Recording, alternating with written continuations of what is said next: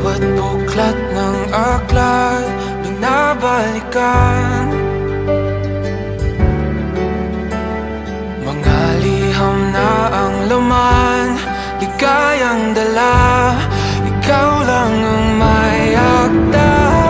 Sa lahat ng pahinang sinulat ng tadhana, ikaw at ikaw at ikaw pa rin. ang yugtong paulit-ulit kong babalik-balikan. Sigaw ay ikaw pa rin. Patuloy kong panghawakan ang iyong mga salitang hindi na nakikita sa tingin ng iyong mga mata. Ngunit kung sarado na ang puso sa nadarama, pwede bang isipin mo kung bakit tayo nagsimula? Ating katotohanan ay naging isang nobelang winakasan ng pagtutudang di na nalabanan. Nais na maramdaman muli kung paano isulat ang pangalan mo. Ngunit bawat letra'y mahirap nang iguhit, dahil binubuo nila ang iyong mga pangako. Sa lahat ng pahinang sinulat ng tadhana, Ikaw at ikaw at ikaw pa rin.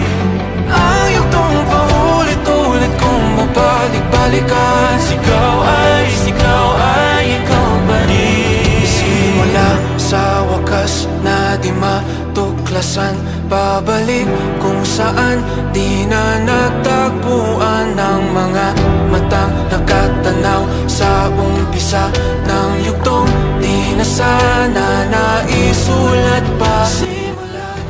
Pagod, sa parte ka na pagod. Pagod na akong intindihin ka. Palagi na lang ikaw. Paano naman yan sa akin, di ba? Pwede ka naman pahinga sa akin. Nagpahinga. Paano magpapahinga sa'yo kung ako mismo napapagod na sa'yo? Sa lahat ng pahinang sinulat ng tadhana, Ikaw at ikaw pa rin. Ang yugtong paulit-ulit kong babalik-balikan. Sigaw ay ikaw pa rin. Patuloy kong panghahawakan ng iyong mga salita, di na nakikita sa tingin ng iyong mga mata. Ngunit kung sarado na ang puso sa nadarama, pwede bang isipin mo kung bakit tayo nagsimula?